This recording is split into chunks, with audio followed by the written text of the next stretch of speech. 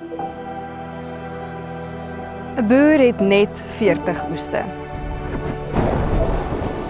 Dalk is jy aan die begin van jou 40 oeste, dalk is jy aan die einde.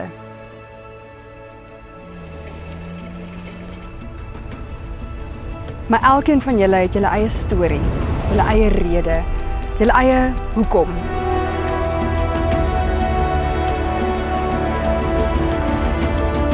Ons wil hê julle moet inskryf vir 40 oeste, sodat ons op jou plaas kan kom kuier en kan leer van jou nalatenskap.